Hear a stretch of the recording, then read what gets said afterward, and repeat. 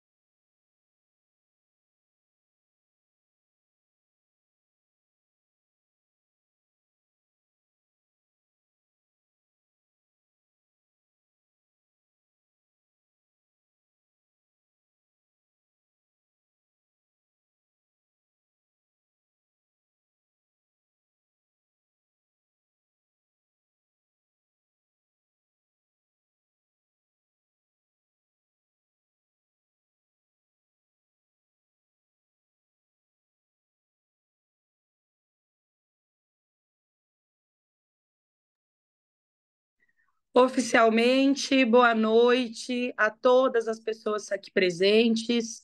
Eu sou a Thaís Brasil, vice-presidente da Escola Superior da Advocacia Mato Grosso.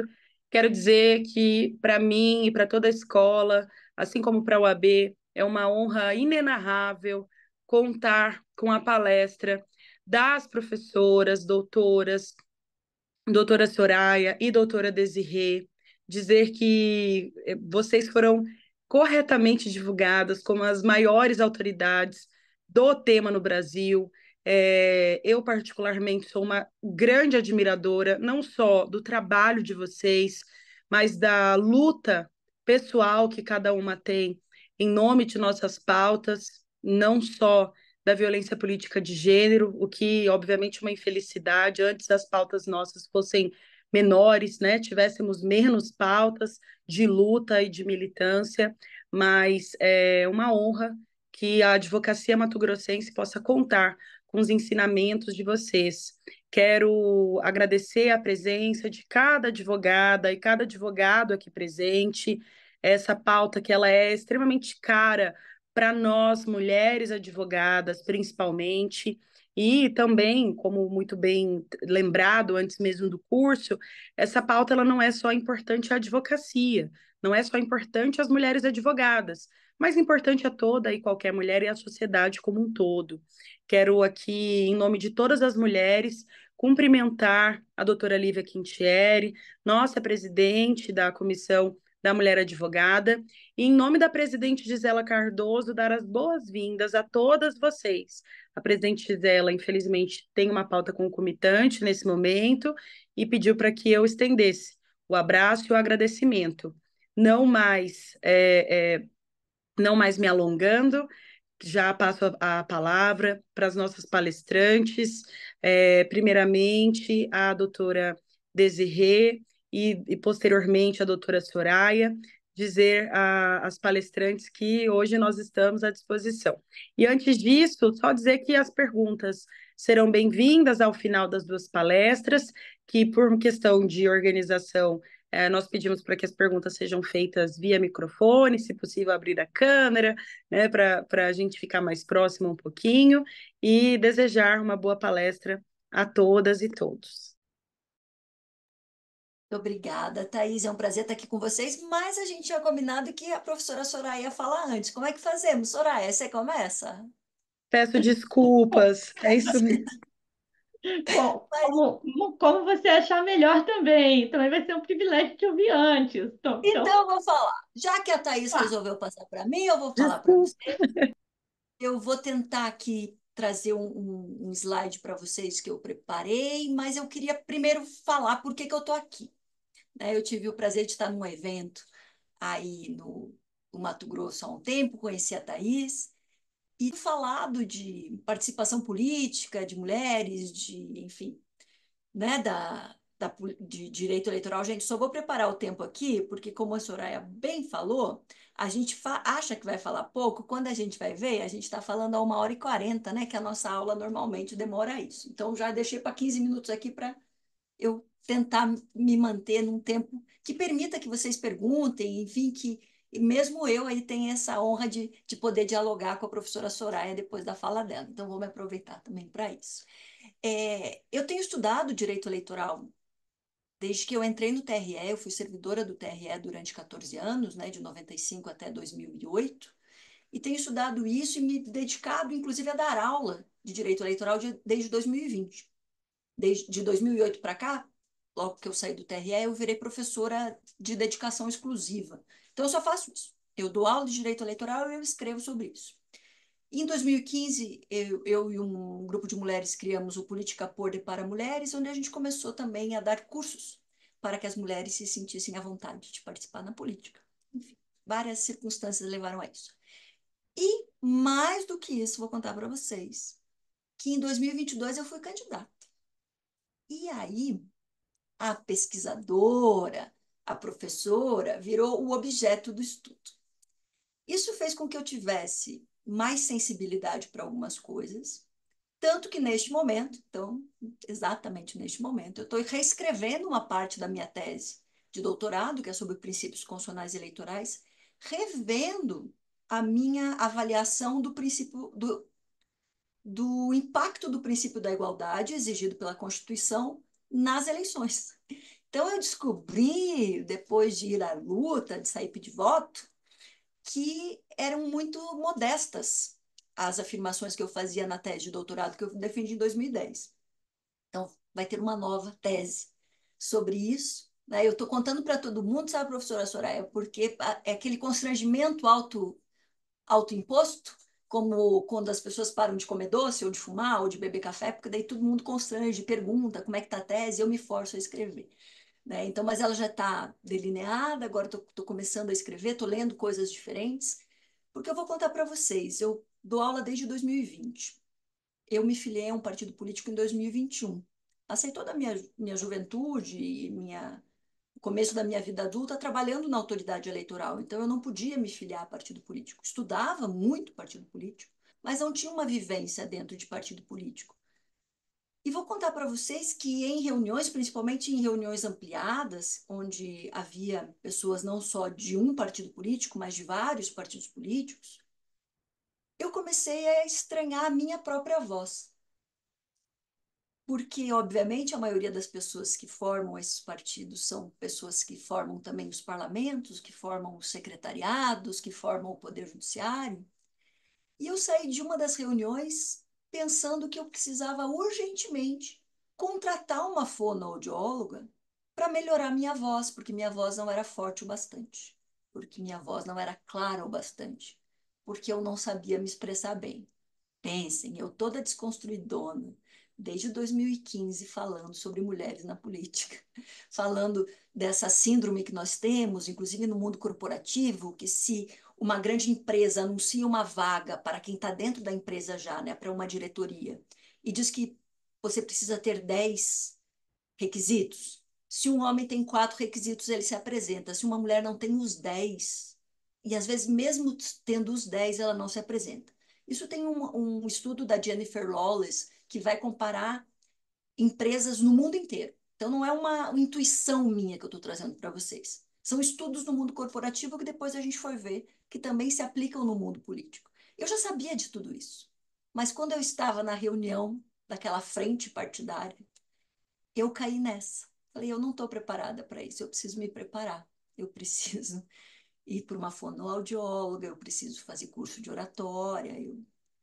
E eu sempre achei que isso eu fazia bem na vida, né? Enfim, quando você se dedica a fazer alguma coisa, que é o caso meu dando aula, que eu falava bem, que eu me expressava bem, que eu falava de maneira clara.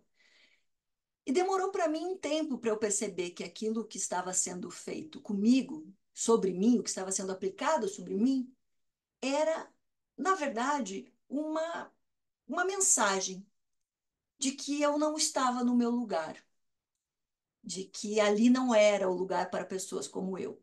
E vejam, que cá entre nós, né? Se vocês já estudaram interseccionalidade, discriminação, eu tenho uma marca só que me exclui, porque eu sou uma mulher. E isso é uma marca na política, obviamente, de exclusão. É só nós pensarmos que quando vocês falam homem público, normalmente isso é um elogio. E quando alguém fala mulher pública, dificilmente isso é um elogio. Então já marca, né? Como a política, ela tem determinadas características que só são bem vistas quando um homem as exerce. Quando uma mulher as exerce, isso já é mais complicado. Eu já sabia de tudo isso teoricamente. Mas eu era uma mulher que estava no lugar de homens, mas eu sou branca, eu sou cis, eu sou heterossexual, sou casada, eu estou há 30 anos com o mesmo cidadão, tenho uma filha, né? Eu tenho o que mais? Eu sou de classe média, eu tenho curso superior, eu sou doutora em direito. Quer dizer, eu tenho os atributos para estar no espaço público, menos o atributo de gênero. Isso foi muito marcante para mim na vida partidária e também na disputa eleitoral. Então, eu venho falar para vocês de violência política de gênero a partir de uma leitura normativa. Eu venho apresentar para vocês como é que a gente tem isso hoje na legislação, uma leitura também do que está sendo feito, né, do que a gente encontra aí de mapeamento, de ações, mas infelizmente também é uma fala em primeira pessoa. Eu não imaginei que eu fosse me deparar com situações de violência política de gênero. E essa primeira que aconteceu demorou para cair a ficha. Eu demorei para entender que o meu problema não era a voz. Eu sempre brinco que é a falta de um cromossomo Y. Né? É como se a gente não tivesse nunca, em nenhum momento, o corpo certo para a política. Mas eu estou ali ainda, estou teimando. Né? Então, estou ainda, enfim, atuando politicamente, embora não vá me candidatar este ano, não estou me candidatando este ano exatamente por conta, né, de apresentar aí para a academia essa nova tese. Então, esse ano eu saio, fico fora da disputa eleitoral, mas 2026, tem muito eleitoralista aí? Azar. 2026, conto com vocês. Vamos tratar isso como um indiferente eleitoral, porque faz muito tempo, né? E vocês possivelmente nem serão do eleitorado aí pelo qual eu vou disputar voto, mas a minha ideia é tentar novamente. Eu preparei uma apresentação aqui para vocês, só para mais ou menos deixar aqui a gente na mesma página. Então, o que é essa violência política de gênero, né? A gente tem essa lei que depois não foi a primeira vez que aconteceu. Sabe quando a lei vem? É porque faz muito tempo que a gente já está lidando com a situação, né? Em 2021, a gente coloca esse artigo 3º, traz esse artigo 3º na lei 14.192, estabelecendo uma coisa que normalmente quem vai estudar a teoria do direito vai achar isso ruim, né? Que são as definições dentro da legislação. No caso desta definição, no entanto, ela é importante porque a gente está falando de direito sancionador, né? A gente está falando aqui de condutas que vão gerar ações do Estado de maneira a reduzir aí a liberdade ou mesmo os direitos de pessoas que cometem essas ações. Então, é importante que esteja definido. E aqui diz, né, que se considera-se violência política contra a mulher toda ação, conduta ou omissão com a finalidade de impedir, obstaculizar ou restringir os direitos políticos.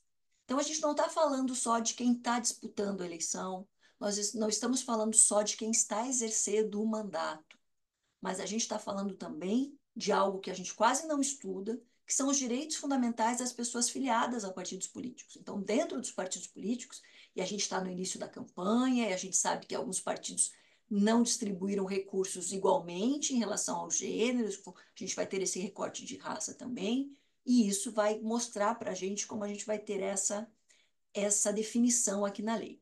E vai dizer também que constitui igualmente ato de violência política contra a mulher, qualquer distinção, exclusão ou restrição no reconhecimento, gozo ou exercício dos seus direitos e de suas liberdades políticas fundamentais em virtude do sexo. E aí vocês vão me dizer, tá, mas prova como essa fundamentação? Ah, não, fizeram isso com fulana, não porque ela é mulher, mas porque ela é ruim, porque ela não sabe atuar, porque, enfim, porque ela não é preparada. Vou contar para vocês que eu estava pedindo voto para mim. É difícil pedir voto para a gente, é mais fácil pedir voto para outras pessoas. Mas eu estava pedindo voto para mim, e uma pessoa falou assim: não, eu não voto em mulher, não, um homem, né? Olhou para mim e falou assim: eu não voto mais em mulher, não. Eu falei, ah, é? Ele falou, é, porque eu votei uma vez para uma mulher para a presidência da República, e ela foi uma péssima presidenta. Foi ruim mesmo, sabe? E aí eu decidi que eu não voto mais em mulher. E eu olhei para o cidadão, falei assim: o senhor já votou em homem para presidente da República? Ele falou, já. Para governador? Já. Para prefeito? Já. O senhor ficou satisfeito com todo mundo que o senhor votou quando ele foi homem? Ele falou, não, muitos homens erraram, eu escolhi mal algumas vezes. Mas o senhor continua votando em homem? E ele falou para mim, não, mas é que homem é diferente. Veja, e é uma história real, gente. Eu lembro até onde, a roupa que eu estava e aonde eu estava quando eu tive essa conversa com esse cidadão. Ele estava tentando restringir as minhas capacidades, a minha possibilidade de participar da eleição, simplesmente em virtude de gênero. Porque ele não tinha ficado satisfeito com todos os homens nos quais ele tinha votado, mas ele tinha ficado insatisfeito com uma mulher. Então, nenhuma outra mulher ia ser capaz de ganhar a confiança deste homem. Então, às vezes, vocês podem pensar que é difícil provar que aquela conduta, aquela forma de discriminação, aquela restrição se dá em virtude do gênero. E às vezes é bem fácil. Às vezes a pessoa é tão naturalizada essa maneira de diminuir, né, de menosprezar a participação das mulheres nessas esferas de poder, essas pessoas nem se incomodam em deixar absolutamente claro que o problema é você ser mulher. Um deles até falou assim, mas você não sabe nada. Aí eu carteirei, gente, eu não gosto de carteirar. Enfim, né? Mas eu falei, mas eu sou doutora em direito, eu estudei isso. Estou estudando direito parlamentar, estou no Instituto de Direito Parlamentar para poder ser parlamentar. Ah, será mesmo? Quase que eu tinha que andar com o certificado para provar.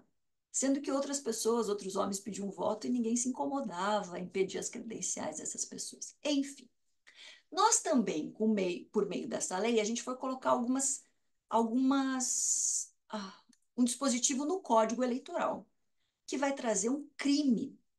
Vocês sabem, né, que a gente está lutando por um novo Código Eleitoral, às vezes eu estou torcendo, às vezes eu estou torcendo contra, porque eu acho que em alguns pontos ele piora, mas a gente ainda está com o Código Eleitoral de 1965, com uma série de modificações. E uma das modificações é essa, inserção entre os crimes eleitorais da violência política de gênero. E aí vem as condutas: assediar, constranger, humilhar, perseguir ou ameaçar, por qualquer meio, candidata a cargo eletivo ou detentora de mandato eletivo, tanto candidatas como quem já está no mandato, utilizando-se de menosprezo ou discriminação à condição de mulher, ou à sua cor, raça ou etnia, com a finalidade de impedir ou de dificultar a campanha eleitoral ou o desempenho do seu mandato eletivo.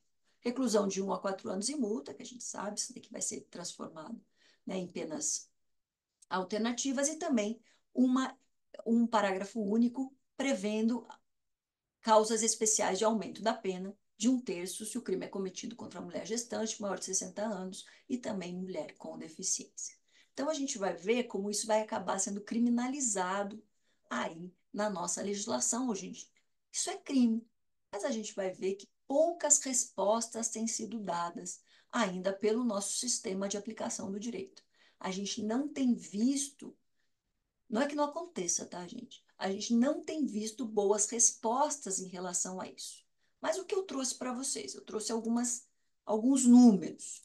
Então, o que que a gente vai ter? A gente vai ter, eu vou passar rapidinho aqui, depois eu vou voltar para mostrar para vocês os links. A gente tem um mapa da política e da violência no Brasil, que a gente sabe que não é só de gênero, né? A gente tem uma violência política e eleitoral bastante enfática no Brasil, e as eleições municipais mostram isso de maneira mais evidente. Vou mostrar para vocês também o que o Internet Lab fez em relação às eleições de 2022, em que foram procurar, né, como que se manifestavam em relação às mulheres que estavam disputando votos nas redes sociais. Vou dizer para vocês também que eu tenho um grupo de pesquisa que ficou pesquisando isso em 2022. Então, eu estava disputando a eleição, estava afastada da universidade, mas tinha um grupo de pesquisa fazendo isso para ver quem eram as mulheres atingidas. Já vou comentar um pouco sobre isso. E vou dizer para vocês também que eu fui proibida de ler os comentários nas redes, então até hoje eu não sei o que disseram, né, porque disse que era bastante complicado. E a gente vai ter 2 observatórios, que é o Observatório da Violência Política contra a Mulher, pelo Transparência Brasil, pelo Lidera e pelo Ágora, e também o Observatório Nacional da Mulher na Política, que ele é da Câmara Federal, tem feito vários eventos, um bastante recente, sobre violência política. E aí vamos falar, né, bem rapidamente sobre quem pratica violência, quem sofre com a violência, como se naturaliza essa violência e como a gente precisa trazer a consciência e o compromisso institucional. É isso aqui que eu queria trazer para vocês. Então, o que que eu vou mostrar aqui? Eu já deixei tudo aberto para ficar um pouquinho menos confuso.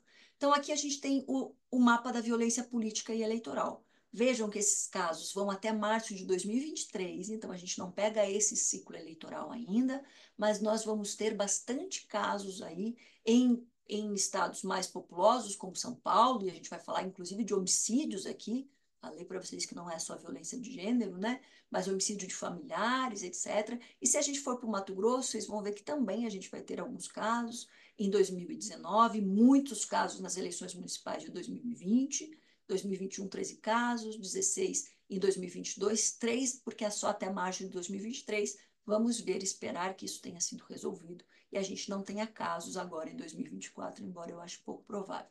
Aqui no Paraná, da onde eu estou falando com vocês, a gente também teve muitos casos em 2020 e tivemos muitos casos em 2031, porque eles foram notificados. Então, a Procuradoria da Mulher da Assembleia Legislativa promoveu a criação de procuradorias da mulher nas câmaras municipais e elas funcionaram como canal de denúncia em relação a isso, talvez por isso que a gente esteja com um número aí bastante efetivo em 2022. E o que mais a gente vai ter aqui? Vou trazer para vocês um pouco do Internet Lab, que é o Monitora, e que ele vai falar quais são do que xingam a gente. Não é de incompetente, não é de rouba mais faz, não é de que cada dia tá de um lado, vira casaca, nada disso. É louca, doida e maluca, né? E aí vamos falar que na primeira semana de campanha de 2022, 97 mulheres receberam quase 4,5 mil ataques ou insultos pelo falecido Twitter, não, falecido X, né? Não sei se é falecida, talvez até volte, mas pelo Twitter. Então, vai ver como isso vai aparecer. E aqui no Paraná, a gente vai ver isso de maneira muito enfática, inclusive em candidatas de todos os partidos, de centro até, gente, porque você pode pensar, não, a pessoa é de direita, o eleitorado de esquerda vai vir ofender. A pessoa é de esquerda, o pessoal da direita vai ofender. A pessoa é de centro, a pessoa. E ainda assim, candidatas que estavam lá nos seus 60, 70 anos, enfim. E aí tem: se trate, se medique, se interne, vai se tratar, você é uma louca, etc, etc. Descontrolada, você esqueceu de tomar o seu remedinho hoje. Você vai falar tanta besteira assim lá em Marte, essa mulher deveria morar numa ilha completamente isolada, tá batendo biela, alguém interna, por favor. Gente, e é real. Assim, é triste, mas é real. vou passar rapidinho aqui para não ficar triste, nem deixar vocês tristes.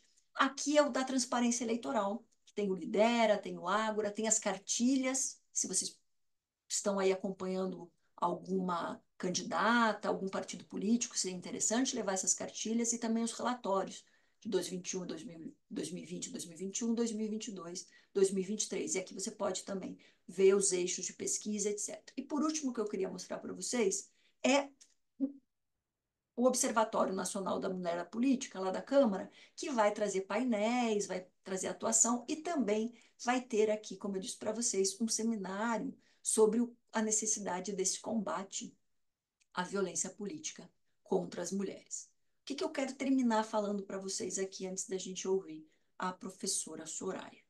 Queria pensar com vocês quem é que vocês acham que pratica essa violência contra a mulher? São só pessoas horrorosas, essas pessoas que são violentas, que são pessoas que já têm uma passagem, aí eu tenho, né, um histórico de atos de violência física, ou não? Vocês acham que qualquer pessoa é capaz de fazer isso? A gente tem visto, e tem bastante gente escrevendo sobre isso, até na filosofia, como as redes sociais têm permitido que algumas pessoas sejam mais violentas do que seriam no cara a cara. Mas eu contei para vocês já alguns casos de violência política de gênero que eu passei no cara a cara e de um cidadão batendo. Eu estava dentro de um carro, né? A gente estava saindo de um lugar aqui na região metropolitana de Curitiba e um cidadão começou a bater no carro, bater no vidro do carro. E falou: você tem que parar de fazer isso, ninguém merece você na política, porque você não fez nada que preste. E eu tentando argumentar com o cidadão, que era a minha primeira vez que eu estava me candidatando, então ele não podia saber se eu ia fazer alguma coisa que prestasse ou não. Ele falou assim: mas você é igual a todo mundo, é igual a fulana, que naquela ocasião era uma candidata a deputada estadual de um outro partido, que já tinha sido prefeita daquele município. Eu falei: mas eu não sou a fulana, eu não sou nem do partido da fulana. Ele falou: não importa, mulher tudo tem que apanhar mesmo. Olha a loucura, gente. Isso era 2 horas da tarde, no estacionamento, perto de um terminal de ônibus, cheio de gente na rua, num município da região metropolitana de Curitiba, que é bastante populoso, tem até segundo turno. Isso acontece, infelizmente, de maneira muito frequente. E todo mundo sofre essa violência, todas as mulheres sofrem essa violência. Eu costumo dizer que a gente precisa ter uma dimensão subjetiva e uma dimensão objetiva dessa violência. Quando a gente tem alguém vítima de violência política de gênero, isso traz para ela um dano subjetivo. Então, ela vai sofrer, ela vai se sentir mal, ela vai pensar 10 mil vezes se ela vai continuar fazendo aquilo, se ela vai continuar andando na rua, se ela vai continuar disputando a eleição, se ela vai continuar no partido político, se ela vai continuar no mandato. Vocês certamente lembram de mulheres que ocuparam espaço em mandatos e desistiram da vida política porque não aguentaram a violência. Mas isso também gera um efeito objetivo. Isso gera efeito nas mulheres em geral. Não só naquelas que podem ter alguma ambição política, mas também nas políticas públicas feitas para as mulheres, que não serão mais tão adequadas, ou não serão nada adequadas, porque não haverá mulheres participando da formulação dessa política. Isso também vai influenciar nas mulheres do futuro, de quem vai ser tirado do horizonte de possibilidades essa alternativa de participar politicamente, porque ela vai ver que quem está lá está sofrendo violência. Então, quem sofre com a violência não é só a candidata, não é só a afiliada, não é só a mandatária, é toda a sociedade. E a gente precisa desnaturalizar o comentário misógino, o comentário depreciativo, o comentário da roupa, do cabelo. Não sei se vocês estão vendo meu cabelo, gente, mas ele é grisalho e ondulado. Vocês estão vendo? Cada vez mais grisalho. Vou dizer para vocês que esse daqui é tudo a campanha eleitoral, tá, gente? Esse daqui já existia antes. E aí a pessoa dizia para mim: nossa, mas você quer disputar a eleição, você tem que pelo menos pintar o cabelo, você tem que alisar o cabelo, você tem que vestir dessa maneira, você tem. Não, porque os homens estão lá de todas as maneiras. E uma pessoa falou para mim, falou assim: eu acho que eu até vou votar em você, porque você é uma mulher extraordinária. Você se preparou, você não sei o quê. Eu falei: gente, mas a política está cheia de homens ordinários.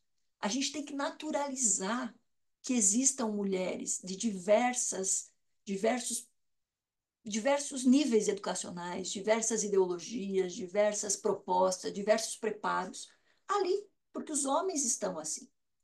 Para isso, a gente precisa contar muito com a conscientização, por um lado, que todas nós e todos nós temos que ter, porque só assim a gente vai melhorar a sociedade e a política, e o papel das instituições. Então, a OAB aqui tem entrado um pouco nesses observatórios, né? O TJ, porque a gente tem uma coordenadoria de violência contra a mulher aqui no TJ Paraná, a gente tem feito com o Tribunal Regional Eleitoral, aqui do Paraná também tem feito essas viagens, com a Secretaria da Mulher, porque sem um compromisso institucional isso vai ser muito difícil. Estamos esperando também que esse sistema de aplicação do direito responda a isso. Ou seja, ações do Ministério Público Eleitoral, lembrem que todos os crimes eleitorais são crimes de ação pública incondicionada, e também o Judiciário Eleitoral dando uma resposta. Se não fosse por nada, mesmo se não tivesse nada disso, a gente teria o protocolo para julgamento com perspectiva de gênero, que não pode ter ações da autoridade eleitoral que desestimulem as mulheres a continuar na política. Então, essa é uma tarefa que está colocada lá pelo CNJ, lá no protocolo, e que a gente não tem visto ainda isso acontecer. Então, não queria desanimar ninguém. Queria dizer para vocês que está acontecendo, mas nós já temos instrumentos para combater. E se vocês, mulheres, estão numa disputa eleitoral, estão sofrendo isso, vocês têm que denunciar, vocês têm que criar uma rede de apoio. E vocês que não estão na disputa eleitoral, têm que ajudar essas mulheres a se sentirem à vontade aí. E se precisarem de algum apoio, de algum conselho, de algum aconteceu comigo, e enfim, eu sei como é que é, um ombro amigo, uma conversa, por favor, fiquem à vontade. Né? Eu deixei ali, desirê@ufpr, é meu correio eletrônico institucional. Eu também estou nas redes, nas que estão permitidas. Né? Estou no Instagram. E eu digo para vocês que só vai melhorar se a gente botar o pé na porta mesmo e deixar bastante mulher entrar, porque senão cada vez isso vai piorar. Não sei se ajudei, professora Soraya, não sei se desanimei, mas eu vim aqui ultimamente, está sendo muito difícil para mim falar deste tema sem falar mais ou menos como um depoimento. Né? Eu sei que tira um pouco da cientificidade aqui da pesquisadora, mas às vezes faz com que as pessoas entendam que mesmo para quem estuda isso na teoria, sentir na prática, às vezes demora para a gente se ver como vítima. Muito obrigada pela atenção de vocês. Muito obrigada, doutora Desirê. Sem dúvidas, tanto o aprendizado científico quanto a vivência são extremamente relevantes, e te ouvir e aprender contigo é sempre um momento de grande aprendizado. E que pena, né, doutora, que dessa vez não deu para vir ficar mais um pouco e conhecer o Pantanal, mas desde já mantenho esse convite, que é um convite antigo. Tenho certeza que as advogadas mato-grossenses terão alegria em lhe receber. E aí, imediatamente, passo a palavra para a doutora Soraya, convidando a doutora Desirê para se manter aqui conosco. Obrigada.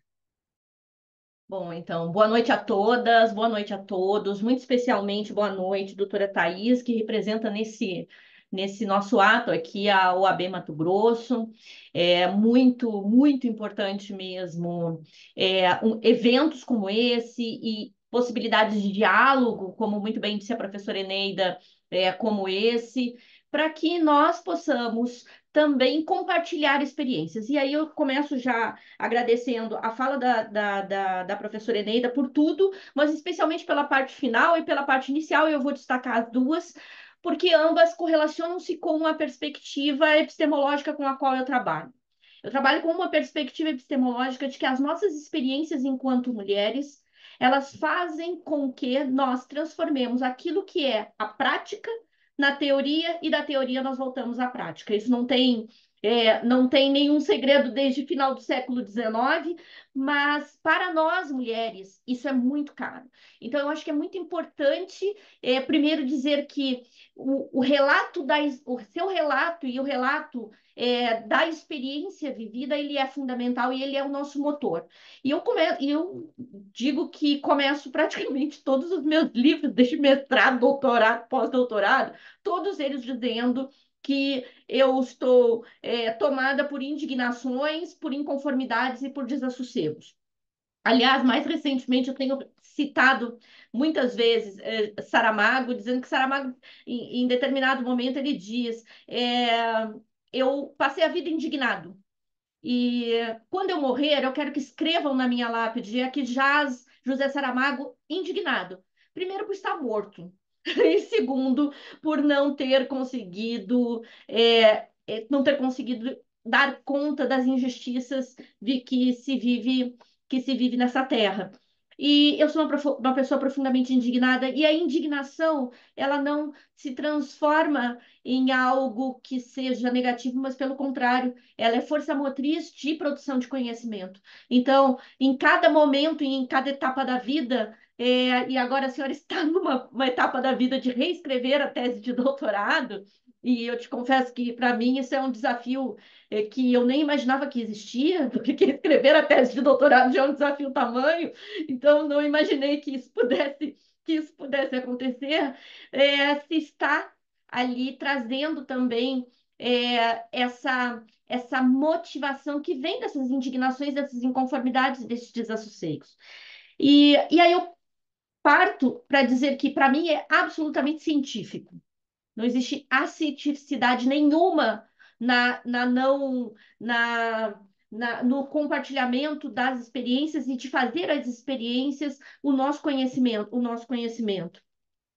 A segunda questão é que eu também quero compartilhar um pouquinho das experiências para dizer que eu nasci numa família política, de ambos os lados. Eu respirei política, eu acho que do momento que eu nasci, no momento em que eu nasci. Eu lembro, inclusive, você estava falando e eu estava aqui pensando na minha tia Suzana, que é uma das minhas tias muito queridas, eu tenho várias tias muito queridas, mas eu lembro de, muito pequena, estar com panfletos políticos na mão, e, gente, eu nasci na década de 70, eu vivi os anos 80, então eu peguei a abertura democrática. Então eu era, assim, lá pelos 8 aninhos de idade, por aí, eu lembro de estar de mão dada com a minha tia, e ela dizia assim, ó, vai lá naquela senhora lá, entrega esse panfleto. E eu sabia que eu tinha que ir entregar sendo de uma forma bem discreta. E segundo, eu também não podia contar para o meu pai, porque ele e o meu pai eram de partidos diferentes. Então, era um momento de abertura democrática, eles eram de partidos diferentes, todos de uma mesma corrente política. Eu tenho quem me acompanha nas redes sabe disso. Eu tenho uma família, eu tive o privilégio de ter famílias de ambos os lados, de pai e mãe, que são do mesmo campo político, mas que de diferentes colorações partidárias. Agora, trago aqui para vocês, então, trago aqui para vocês, então, não uma experiência de quem viveu a política. Eu fui candidata lá em 2000, viu? Só para contar isso aí. Eu já passei por essa experiência aí também. Mas para dizer para vocês que o ponto político exato que eu quero compartilhar e dialogar com todas e com todos que estão aqui parte de um outro lugar que não o processo eleitoral e que não as mulheres dentro do sistema partidário. Porque há alguns anos. Eu tenho que contar uma coisa. Eu sou mestre em ciência política. Eu fiz direito, aí fiz ciências sociais, antropologia, sociologia, ciência política. Aí fui fazer um mestrado em ciência política, porque me apaixonei, obviamente, pela política e também porque eu não entendia nada daquelas relações de parentesco do Claude Lévi-Strauss, que aquilo era muito louco para mim, era muito relativismo. E aí eu fui para cair definitivamente na ciência política e sou mestre em ciência política pela Federal do Rio Grande do Sul. E para mim, o contexto de vivência política, ele sempre esteve nesta forma amplificada. Ou seja, para além do que era o partido e para além do que era o processo eleitoral, porque circunstancialmente eu participei de um partido, embora a vida inteira presente, né, como filiada, mas por um outro lado, com vivências políticas muito marcadas. Só que ao longo do tempo, e vocês sabem que quem me acompanha um pouco mais sabe, eu sou uma criminóloga, por essência. Escrevi criminologia feminista com base na teoria democrática, que é da ciência política, e sobre processo penal. E de uns anos para cá, eu passei a me dedicar não por uma, um interesse nato ou espontâneo, mas por relatos e mais relatos de advogadas que chegavam até mim, principalmente as advogadas mais jovens, de situações de violência muito marcantes em relação às advogadas. Olha só, para que nós tenhamos uma ideia, nós temos na base da advocacia praticamente uma divisão igualitária entre homens e mulheres, advogadas e advogados. Mas ao longo do tempo e ao longo dos anos, essa quantidade de mulheres vai passando por um funil de maneira que nós vamos identificar bem menos mulheres advogadas que estejam na fase de advogada sênior, que estejam já naquele final de carreira. E em relação a isso, eu fiz uma pesquisa. Primeiro, escrevi um artigo em 2021 com base nos relatos das advogadas, que chamava Lawfare de Gênero. Escrevi junto com uma outra advogada, a Isadora Dourado, chamado Lawfare de Gênero, o direito como arma de guerra contra as mulheres. Falando essencialmente de uma perspectiva, que era a perspectiva da violência processual. A violência processual contra as mulheres, ou seja, a utilização do sistema judicial e em diversas ações, mas não só isso, através dos estereótipos de gênero, que é um tema que vai ter que ficar para um outro momento, porque não vai caber nesses nossos próximos minutos, e também a violência praticada contra as advogadas.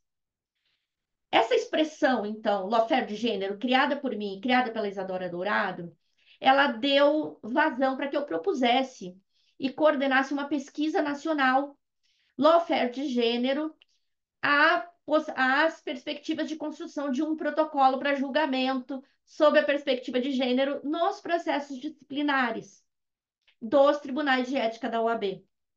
Porque muitos dos relatos que chegavam eram relatos que diziam: eu sou ameaçada, inclusive por colegas de profissão, de responder do Tribunal de Ética. E isso, de uma certa forma, me intimida, e algumas das mulheres diziam que realmente pensavam em não mais advogar em determinadas situações, principalmente nas situações em que eram advogados de vítimas de violência, seja na violência doméstica e familiar, ou seja mesmo da violência sexual, que são os dois campos mais específicos. Eu nunca cheguei a tratar, a professora Desirê, e eu queria muito fazer esse diálogo com o direito eleitoral especificamente. Mas nesse campo mais direcionado ao processo judicial e mesmo da área do direito das famílias, que vinha da área do direito da violência doméstica e familiar e da violência sexual, era muito marcado isso, muitos dos relatos. E por que fazer a pesquisa? Porque quando a gente faz pesquisa, a gente dá uma chancela científica para aquilo que a gente está falando. Porque até o momento em que se diz: olha, eu fui ofendida na sala de audiência, fui chamada de aquela advogadazinha, fui chamada de jovem demais. Olha, eu não quero, porque eu não quero usar as expressões que existem. Ou até fui chamada de burra, porque isso também tem esse tipo de relato. Todo mundo olha para o lado e diz assim: a advocacia é bélica. É tipo aquela história: não sabe brincar, não desce pro play. Então é o seguinte: a advocacia é isso. Se você não sabe, não faz. E, bom, primeiro, um dos nossos deveres é a urbanidade. E ninguém sai de casa para chegar no escritório, fazer uma audiência, seja virtual, ou mesmo ir até o fórum para fazer uma audiência e ser violada na sua dignidade. Então, isso não é normal, a gente não pode normalizar. Está normalizado, mas a gente precisa desnormalizar essa situação.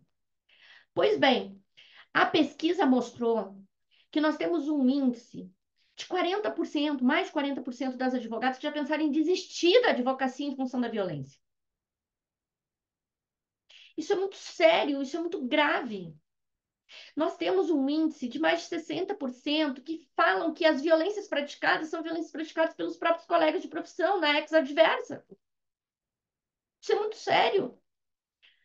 Pois bem, essa pesquisa Lawfare de gênero, ela veio, portanto, a dar a cientificidade, a trazer os dados e a demonstrar essa é a nossa realidade. Em 2023, no ano passado, eu fiz a atualização da terceira edição do meu livro Criminologia Feminista e conceituei o lawfare de gênero. Só que no momento de conceituar o lawfare de gênero, eu parei para refletir sobre outras violências que tiram as mulheres da esfera pública. E aí eu conceituei o lawfare de gênero dizendo, o lawfare de gênero, ele toma como território o sistema judicial, o sistema administrativo, o sistema ético-disciplinar e também toma como armas fundamentais, armas que são armas de guerra, a utilização das ações ou mesmo da forma como se referem, por exemplo, as mulheres nos autos dos processos, mas não só, também no sistema político. Então, eu escrevi, e agora eu vou dizer, vou dar não estou dando spoiler, porque o livro em e-book já está disponível e vai entrar em pré-venda nesses próximos dias no físico. Se entrou, vocês não me contem, porque eu quero ter a surpresa, aquela coisa de chegar o livro em casa e abrir a caixa, aquelas coisas todas. Então, não sei ainda se entrou em pré-venda, mas ele chama Lawfare de Gênero, a violência processual, a violência institucional e a violência política contra as mulheres. E aí sim, a violência política passou, portanto, a ser um objeto de estudo importante para mim até o momento. A vivência política ela era importante pela minha própria natureza, pelo histórico que eu já contei para vocês, mas também para compreender os contornos dessa violência. E também para dar uma resposta em relação a adversidades que nos colocam sobre aquilo que já foi positivado. A professora Desirê falou da inclusão do crime de violência política de gênero no Código Eleitoral. Pois bem, nós temos a violência política de gênero como um crime contra o Estado Democrático de Direito no Código Penal. Algumas dessas situações são situações que chegam de outros lugares da política, como eu dizia antes, que não do partido do processo eleitoral. Então, eu tive a oportunidade de fazer a pesquisa ampliando esse aspecto para ver de que maneira, e aqui a gente fala de patriarcado, o patriarcado age para nos excluir da esfera pública através de várias formas de violência. A gente já sabe que é violência psicológica, violência física, violência sexual. Pois bem, a gente precisa conhecer violência processual, violência institucional e violência política. E no campo da violência política, a gente tem ou tinha, eu tenho uma pretensão de ter pelo menos lançado algumas questões de entender que precisamos redefinir direitos políticos. Porque, veja, quando nós falamos de crimes contra o Estado Democrático de Direito, a previsão dada lá no artigo 359-P do Código Penal é que há a violência política de gênero na medida em que os direitos políticos das mulheres são cerceados ou restringidos. E aí a pergunta, mas o que são direitos políticos? Praticamente todas as remissões vão para o exercício do mandato parlamentar ou para o momento da candidatura. Contudo, se nós olharmos, e aqui sim, a minha perspectiva jurídico-epistemológica, ela parte de uma análise de todas as decisões no campo do direito internacional, nós vamos ter lá da década de 50, trazido para o nosso ordenamento jurídico na década de 60, uma carta de compromissos dos direitos políticos das mulheres. Bom, até ali, uma afirmação, aliás, ainda foi no governo João Goulart, essa internalização, nós temos ali uma previsão de compromissos internacionais aos quais o Brasil se obrigou. ele precisa dar participação política efetiva para as mulheres. Ocorre que, ao longo desse tempo, nós tivemos várias outras cartas. E nós tivemos tanto o Pacto dos Direitos Civis e Políticos, como nós tivemos também a Convenção para a Eliminação de Todas as Formas de Discriminação contra as Mulheres, a CEDAW de 79, e nós tivemos também a Convenção de Belém do Pará, que define o que é violência, dizendo violência é todo ato que nos restrinja a autonomia pública, dentre outras questões. Pois bem, nesse movimento, o Comitê CEDAW emitiu várias recomendações. O Comitê CEDAW é uma espécie de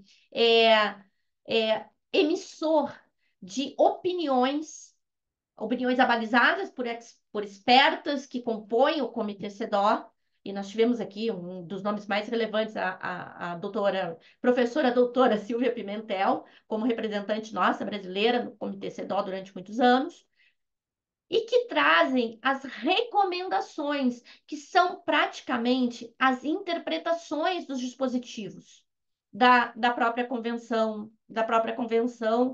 aqui numa repetição da Convenção CEDAW.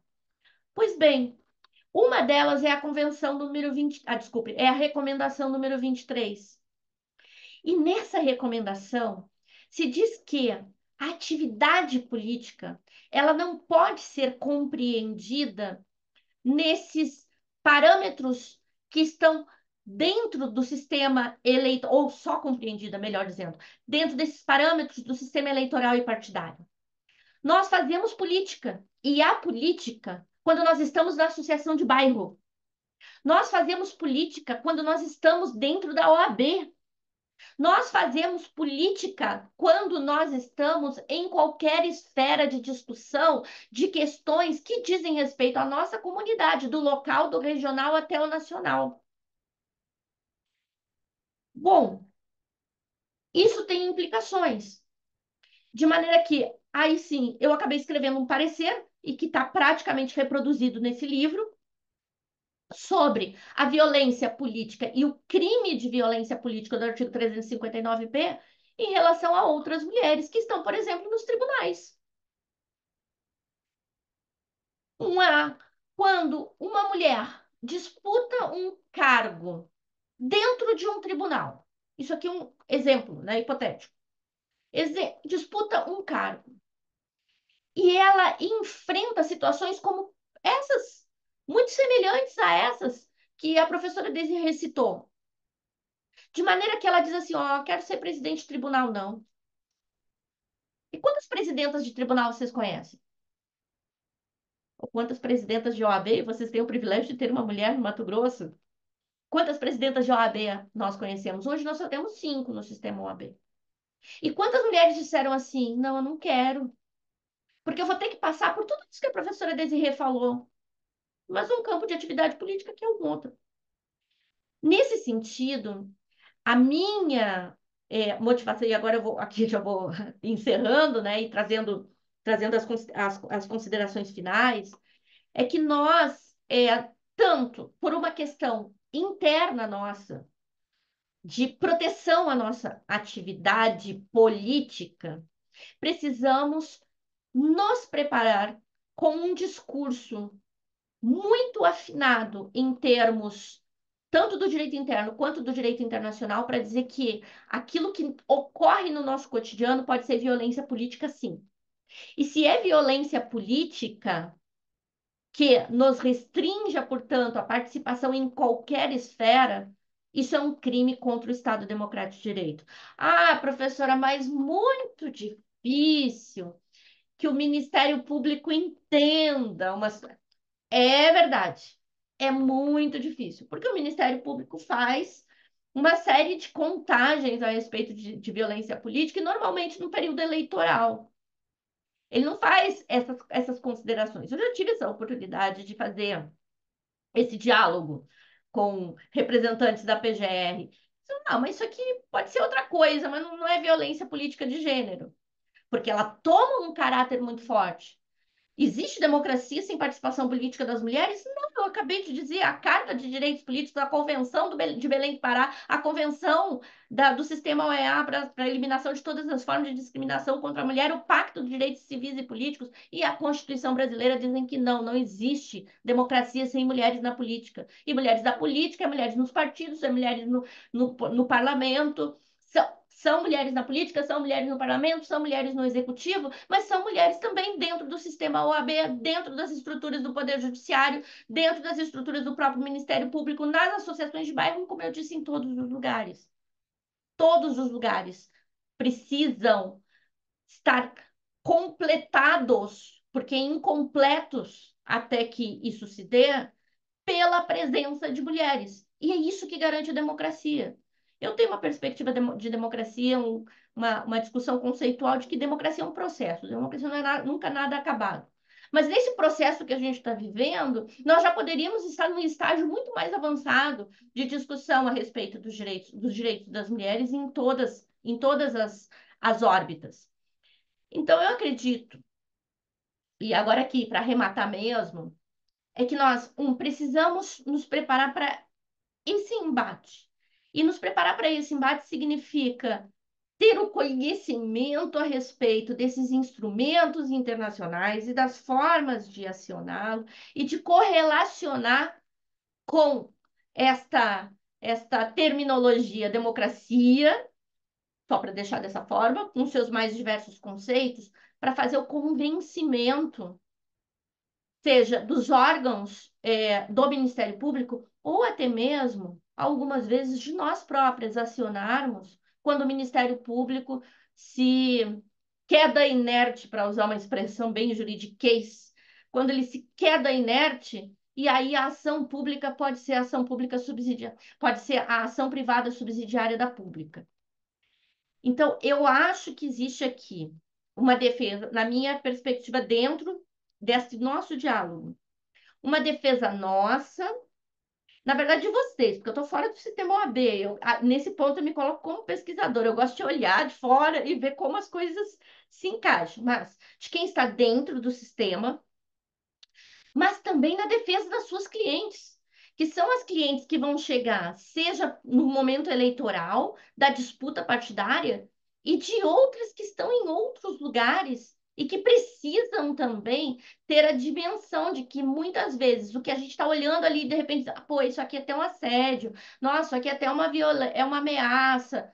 Isso constitui violência política de gênero. Porque para impedir que chegue até a presidência de um tribunal, até um cargo maior dentro do próprio Ministério Público. Eu tenho o vício, né, de quem lida com o sistema de justiça e só consigo trazer exemplos desse tipo. Mas, de novo, pode estar em qualquer um outro lugar. Então, eu deixaria aqui para nós um desafio de nós pensarmos juntas isso. Pensarmos o que é a violência política, sob essa perspectiva nossa interna e de obstáculos que podem ser colocados e que nós precisamos também teoricamente enfrentar, e sob a perspectiva também da clientela que pode nos chegar e que precisa saber: você foi impedida de chegar a um determinado lugar, isso é crime contra a democracia, isso é crime contra o Estado Democrático de Direito. E aí a gente vai bater na porta até o dia que ela abra. E algum dia ela abre. Eu escrevi lá em 2017, eu escrevi meu livro, um dos meus livros, que era o resultado do meu pós-doc, falando que eram nulos todos os atos praticados com violação da dignidade da vítima. E aí escrevi isso. Nesse ano, alguns meses atrás, o Supremo Tribunal Federal, nos autos da ação 1107, entendeu que a interpretação conforme a ser dada em relação aos dispositivos do Código de Processo Penal é uma interpretação que diz que são nulos. Eu não tenho a pretensão de dizer, nossa, fui eu que consegui isso. Até porque eu tenho a mais absoluta convicção de que ninguém consegue nada sozinha.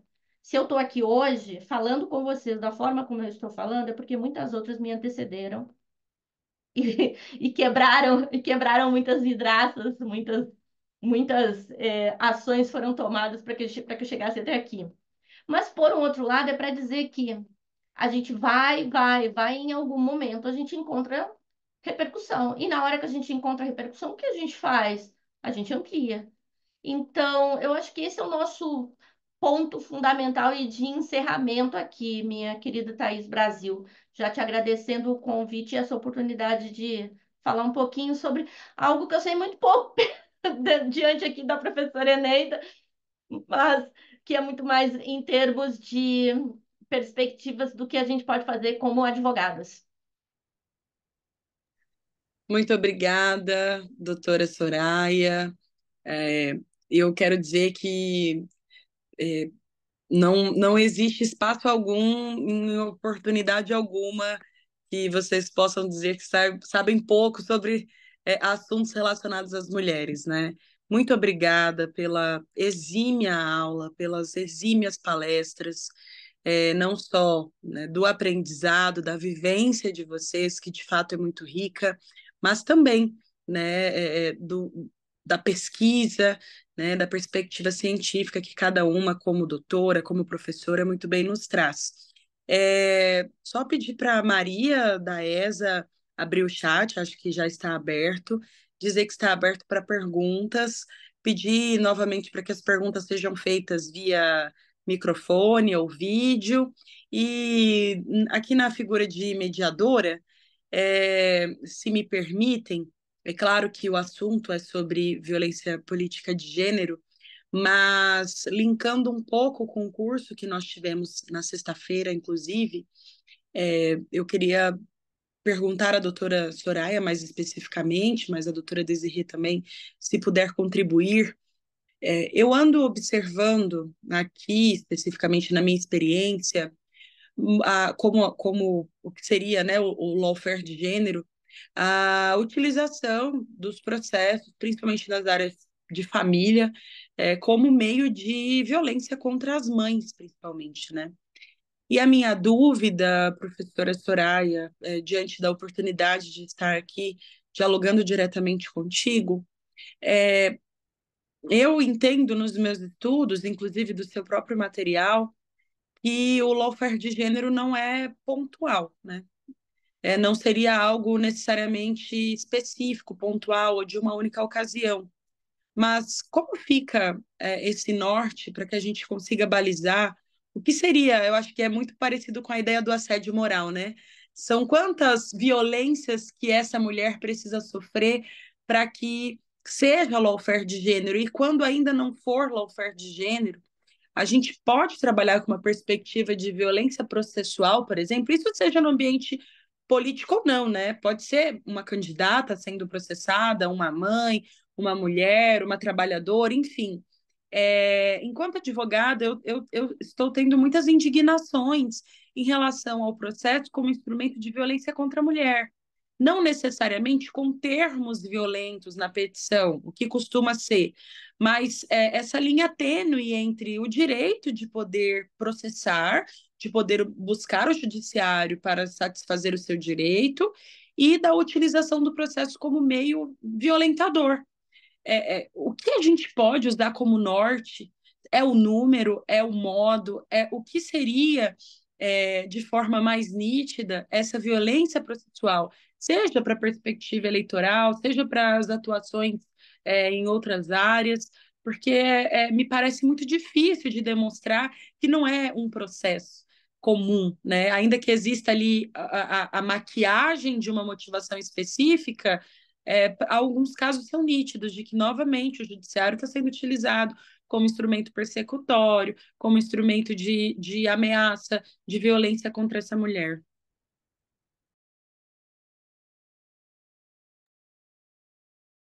Thaís, em um primeiro momento, para mim, e a minha definição é essa, lawfare é um fenômeno. Eu não acho que a gente deva, e eu já vi assim, várias discussões e muito interessantes e muito boas em diversas OABs do Brasil sobre, a gente tem que, aliás, até a própria presidenta, né, nacional da Comissão da Mulher, advogada, até chegou a me dizer, a gente tem que colocar o lawfare na lei. Eu falei, não, o lawfare não precisa ser colocado na lei.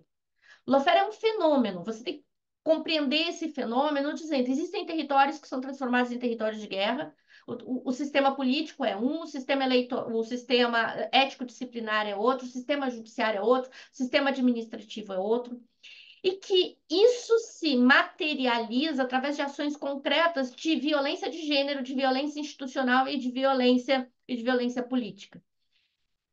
Que essas, por sua vez, se expressam das mais diversas formas.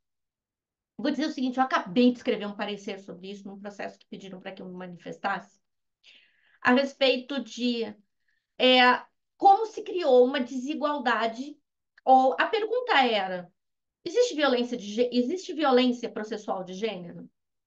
E para mim existe violência processual de gênero na medida em que situações de hipossuficiência são criadas a partir daquilo que internacionalmente é reconhecido, mas também no Brasil tem um pulo do gato aqui. Aliás, eu tenho que fazer um curso sobre isso. Vou começar a pensar esse negócio aí para botar assim, para botar isso de uma forma mais organizada, mais bonitinha, igual a professora Desirê coloca. Mas existem formas de identificação de violências processuais que colocam em situação de hipossuficiência uma determinada parte no processo.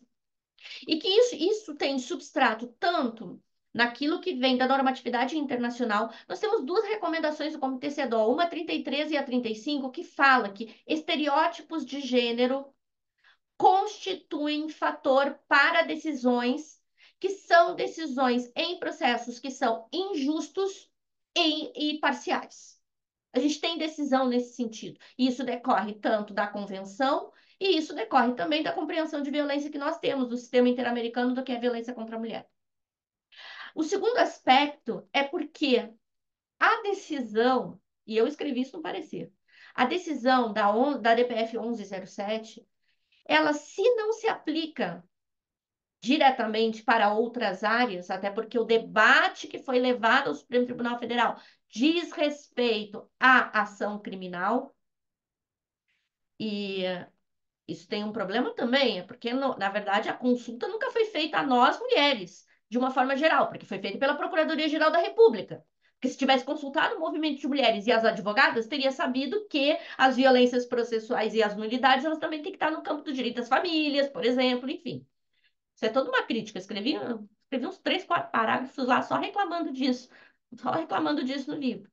Mas é para dizer que, analogicamente, em termos gerais, o que se está dizendo é que existe ofensa ao princípio da igualdade e à dignidade da pessoa humana todas as vezes que questões que são questões de ordem pessoal, e ali nesses casos não são só de ordem pessoal, elas são trazidas com o intuito de vexar, de humilhar a outra pessoa. Então vamos lá. Agora que aí entra a pesquisadora. Metodologicamente, a gente tem como fazer uma análise e verificar quantas vezes essa mulher é chamada de louca, de mentirosa, de descontrolada, de raivosa e principalmente de alienadora. Eu não tenho dúvida alguma. Você me dá um processo e você vai me fazer a pergunta: professor, isso aqui é lawfare? Eu vou te dizer: não sei te responder ainda. Mas você me dá um processo, eu posso te dizer se aquilo ali configura ou não configura violência processual. E se configurar violência processual, quais são as consequências jurídicas? Na minha concepção, a nulidade dos atos, que não podem ser aproveitados pela outra parte, porque a decisão do Supremo Tribunal Federal diz que o réu não, que aquele que é o ofensor não pode ser aproveitado a própria torpeza. Então, nesse sentido, eu acredito que a gente tem como identificar a violência institucional, que está muito mal posta também na legislação, porque surgiu de um caso que é um caso emblemático e extremamente importante. Eu até tive alguma tentativa de participação, porque eu fiz um amicus curiae no caso Mariana Ferrer, mas que não levou em consideração que aquele cotidiano, que aquela situação da Mariana Ferrer, que é o cotidiano do sistema de justiça criminal, mas também é o cotidiano do sistema de justiça de quem trabalha nas áreas cíveis e muito especialmente na área de família. É aquilo ali que acontece também com as mulheres. É aquela mulher que entra na sala de audiências e o promotor ou o juiz diz: ou a senhora concorda, ou então vou reverter a guarda. A senhora perde seu filho. Isso é uma ameaça. Isso é ameaça. Então, isso é violência processual. Então, a gente tem como verificar a existência dessas diversas violências, e no campo da violência política eu fiz a análise da ex-presidenta, fiz a análise das 6 deputadas federais que também responderam processos ético-disciplinares por suposta quebra de decoro. Decoro é um termo fundamental para dizer que as vozes dessas mulheres são insuportáveis, porque elas são estridentes. Sua voz realmente é uma voz insuportável, professora Eneida, porque ela é estridente, eles não suportam a estridência das nossas vozes. Então, nesse aspecto, é possível a gente identificar. É possível identificar violência processual contra eu mesma, como advogada. Aliás, ninguém deve ser advogado de si mesmo, né? A gente sabe disso, né? Porque não se faz isso.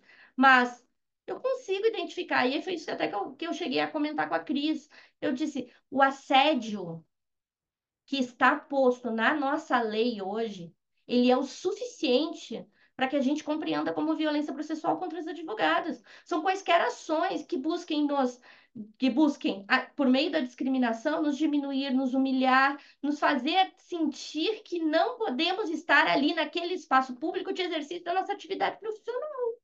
Tem lei para isso. A Lei 8.906 sofreu essa modificação, é uma modificação benéfica. A gente precisa escrever que lawfare é crime. A gente precisa entender qual é a dimensão interpretativa daquilo que está no nosso próprio estatuto. O nosso estatuto é lei federal. Então, e aí eu vou fazendo essas considerações para te dizer que o que a gente precisa é talvez de um freio de arrumação. É um momento em que a gente começa a olhar e dizer assim: não, mas aqui é lei. Aqui está dizendo que não pode ser dessa forma. Então, não é aquela expressão que eu usava antes, não sabe brincar, não desce pro play. Não, não é isso, não. Não é não sabe brincar, não desce pro play. A questão é a seguinte: a urbanidade é a regra. Se você quebrou a urbanidade, alguém vai ter que controlar isso. E a gente tem alguém que tem a obrigação de controlar. Ah, bom, mas aí o juiz ou a juíza não faz isso, pelo contrário, pratica violência institucional. A gente denuncia, então, a violência institucional. Então, no final das contas, não sei se respondi a tua pergunta, fui falando várias questões, Respondeu. mas eu penso que a gente precisa colocar isso dentro dos lugares um pouco mais, de uma forma um pouco mais organizada, ver as limitações. Eu não gosto de nenhuma das 3 leis. Nem da lei que trouxe a violência política de gênero, embora eu goste de que ela seja uma violência contra o Estado Democrático de Direito. Isso é fundamental para mim. Eu não gosto da violência institucional, porque eu acho que ela deixou de fora todas as demais violências do sistema de justiça, mas eu gosto que a gente tenha isso na lei de abuso de autoridade, pelo menos no sistema de justiça criminal. E eu não gosto da forma como o assédio está posto, que eu acho que poderia estar como assédio processual ou como violência processual na 8.906, a partir dessa nossa última modificação, mas ela é fundamental. A gente não joga a criança fora com a água suja do banho. Nós já temos a criança está ali. Então vamos fazer a interpretação daquela norma. E é possível fazer, e fazer com essa propriedade, de maneira que os nossos argumentos não sejam refutados. Eu acho que isso também é uma das nossas atividades, é dominar essa linguagem para que não se possa simplesmente dizer: ah, não, mas não é cabível. A primeira vez que eu falei de lawfare de gênero foi num grupo muito progressista. Eu escrevi até isso, não disse, não dei nome aos bois, não, mas enfim. Muito progressista da advocacia. E eu falei assim: gente, isso aqui é lawfare. Isso aqui é violência contra advogados, isso aqui é violação da prerrogativa do livre exercício da advocacia. Todo mundo olhou para mim e disse: ah, aqui não é nada, não, ninguém vai aceitar, não, que absurdo. Sério mesmo. Aí, como eu sou inconformada, indignada e desassossegada, eu fui escrever o artigo e vou fazer uma pesquisa, vou mostrar que isso aqui é. E aí vamos lá, e tá aí o protocolo. A gente tem um protocolo que a gente ainda precisa ver, precisa dominar, precisa entender, precisa aprender a lidar. Vou fechar agora, juro para vocês aqui. A gente precisa aprender a lidar com os diferentes sistemas que a gente não domina. Eu tenho uma petição na Comissão Interamericana de Direitos Humanos por lawfare de gênero contra uma advogada que está sendo perseguida no sistema penitenciário aqui do Distrito Federal.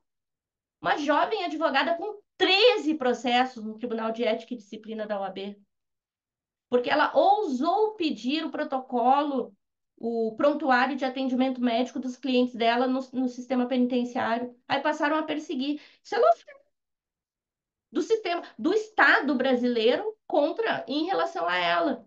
Agora, o que a gente vai descobrindo nesse meio? Como é que funciona mesmo esse Tribunal de Ética? Eu faço essa representação. Que termos que eu tenho que colocar? Passo seguinte, qual é o processo? Ou seja, a gente precisa dominar esse procedimento também. A gente não sabe. De regra, a gente não sabe. E eles são diferentes. Vai ser diferente aí no Mato Grosso, como vai agir, é diferente aqui no Distrito Federal, é diferente lá no Rio Grande do Sul, é diferente no Paraná. Então, a gente precisa dominar como isso funciona para que a gente possa ter uma eficácia maior também nas nossas atuações e ser mais estratégica também. Me calei por aqui, ninguém mais faz pergunta nenhuma para mim, que vocês já viram que eu já devia ter ficado quieta. Pronto. Não, vocês estão aqui para isso. Muito obrigada, doutora. Por uma questão de ordem, a doutora Priscila Estela está inscrita. E tem uma outra pergunta aqui no chat que eu posso replicar depois da pergunta da doutora Priscila. Doutora Priscila, fique à vontade. Boa noite a todas, todos e todes. Estão me ouvindo bem?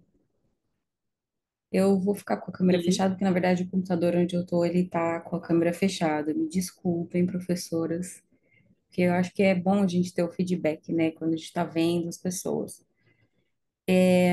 Primeiro eu quero falar para a professora Eneida, a doutora Eneida, que eu sinto muito que ela tenha passado por tudo que ela passou, né, na campanha, na candidatura dela. E eu achei muito interessante a professora Soraya trazer a discussão sobre a violência institucional e a violência política para além das candidatas, das concorrentes, das representantes eleitas.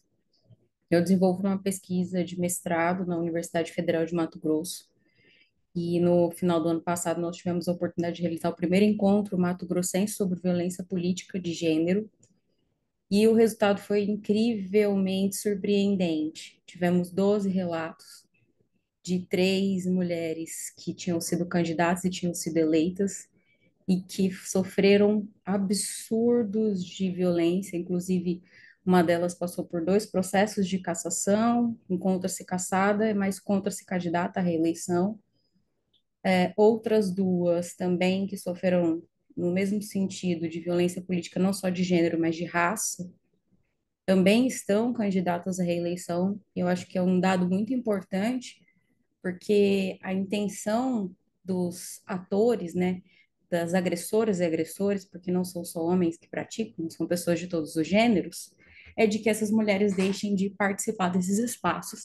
E elas, de fato, né, doutoras, elas ousam e muito, e é importante que a gente analise essa ocupação dessas mulheres, a importância dessa ocupação dessas mulheres, e além dessas 3, nós tivemos 9 relatos de militantes, de ativistas pelos direitos humanos, de líderes indígenas, de migrantes, de mulheres campesinas do movimento MST, que relataram assim absurdos de violência e ausência completa de dados. Mulheres do movimento Sem Terra que sofrem ataques com envenenamento de água e uso de agrotóxico em cima dos assentamentos. Mulheres indígenas que são impedidas de falar em eventos que estão tratando de etnias indígenas das quais elas são liderança.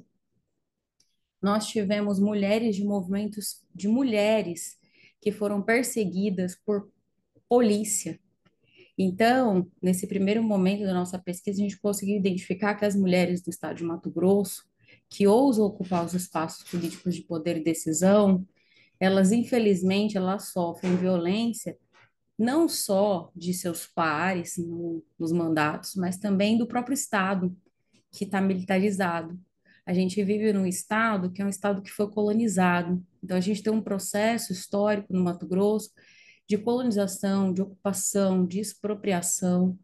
entendeu? Um patriarcado muito forte, inclusive com representantes homens violentando mulheres publicamente, nada sendo feito contra eles. O decoro parlamentar ele tem só uma via, né? Só contra as mulheres, ele só funciona contra as mulheres. Inclusive, eu sou muito motivadora de a gente fazer um abaixo-assinado do Mato Grosso para mudar os códigos de éticas, os legislativos, para incluir como quebra de decoro parlamentar a violência contra as mulheres. Porque, infelizmente, se a gente não fizer isso, eles vão continuar se eximindo nos processos políticos de cassação. A gente vai continuar sendo chamada de vaca na plenária, a gente vai continuar sendo diminuída, tendo candidatas nossas, quando reclamam ou denunciam violência política de gênero e raça, sendo silenciadas ou dizendo que elas estão de mimimi. Então, assim, começa tudo com esse processo, né, de descredibilização da sanidade mental dessas mulheres. Ah, vocês estão loucas, você não tomou seu remédio hoje. Ah, um ataque à aparência, entendeu? E assim, e passa dessa questão da política institucional. Então, achei muito interessante a abordagem para além da Lei 14.292, que a gente fala muito dela, né, das mulheres candidatas e as mulheres eleitas. Mas a 297, na minha perspectiva enquanto pesquisadora, também. E aí a gente tem no estado de Mato Grosso, teve recentemente um evento sobre o Programa de Proteção de Defensoras e Defensores de Direitos Humanos, comunicadoras e comunicadores e ambientalistas. A gente tem 43 pessoas acolhidas por esse programa de proteção e mais 22 pessoas esperando o acolhimento, porque o nosso estado é um estado muito grande, o programa ele não tem recursos suficientes, e na minha perspectiva de pesquisadora, essas pessoas elas se enquadram como vítimas de violência política, porque elas, no exercício da sua militância, do seu direito político de lutar pelas suas pautas, né, principalmente as mulheres, né, elas são violentadas. A gente tem histórico de, num estado que tem 78 comunidades remanescentes quilombolas, de mulheres líderes quilombolas que têm que entrar para um programa de proteção. No estado que tem 43 povos indígenas, mulheres indígenas sendo violentadas cotidianamente, entendeu? Então, eu gostaria de perguntar para vocês nessa perspectiva, né, da gente sair um pouco realmente desse muro nosso do direito, e eu acredito que sim, as mulheres representantes institucionais que sofrem violência enquanto estão exercendo ocupando o seu espaço ali de poder, desembargadoras, presidentes, comissões de OAB e tudo mais, também sofrem violência política, mas é que, na minha perspectiva, a gente já está naquele movimento do pessoal é político, né? Enquanto mulheres, tudo que diz respeito a nós é político. E todas as vezes que a gente ocupa os lugares para falar a respeito dos nossos direitos, para discutir os nossos direitos, nós somos atacados.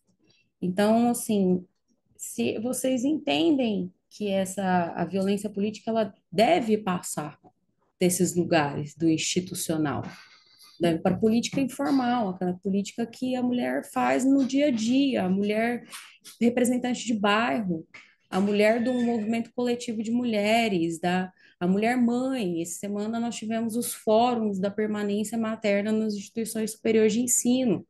A mulher mãe entra na universidade e ela não pode levar a criança para assistir uma aula.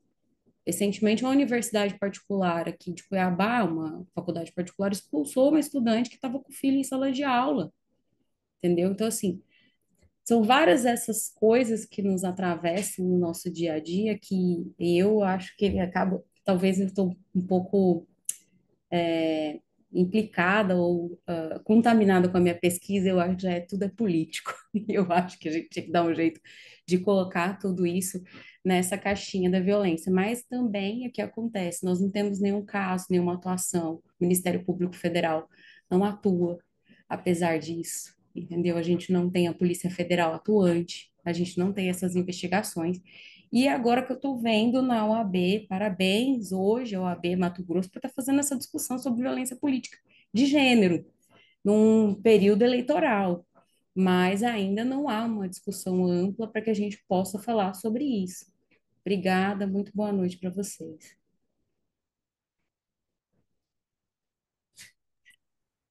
Obrigada, doutora. A palavra está com os palestrantes, se quiserem complementar, responder. Então, o que que eu vou te dizer, Priscila? Olha, faz tanto tempo que eu tenho falado disso que eu ainda vou continuar falando. Mas eu confesso a você e a vocês que eu queria muito estar falando de outra coisa. Queria estar falando de direito espacial, queria estar falando, sabe, E o que me deixa mais triste, eu tenho uma filha de 17 anos, que eu engravidei, passei no concurso de professora e passei no doutorado na mesma semana. E na minha época de doutorado, no começo deste milênio já, não tinha trancamento. Então, a Ana tinha, ela nasceu em março, tinha semanas, e eu ia para aula, porque eu não podia deixar de estar na aula de doutorado. Isso é uma violência institucional, né? E, claro, a gente conseguiu mudar isso, depois vocês viram também como isso mudou em relação à produtividade das mulheres cientistas, mas é uma coisa que ainda me dói, assim, porque eu ainda tive muita sorte de conseguir estar numa, numa situação familiar em que se deu conta, as coisas aconteceram. Ela não ficou com, quem diria, com o pai da criança. Surpreendam-se vocês, que, né, deixou de trabalhar para cuidar dela, para que eu não precisasse desistir do doutorado. E como isso vai se repetindo em vários lugares, em várias situações. Eu queria deixar para você algo positivo. O que eu tenho participado nos últimos tempos?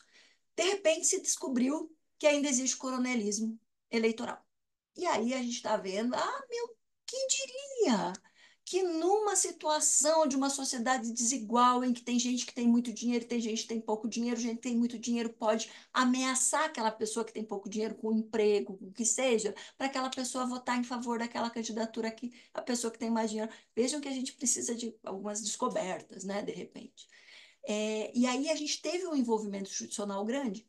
E a gente está vendo o Ministério Público do Trabalho fazendo muitas ações, muitas discussões, muitos cursos, cartilhas, e parece-me que a gente vai ter aí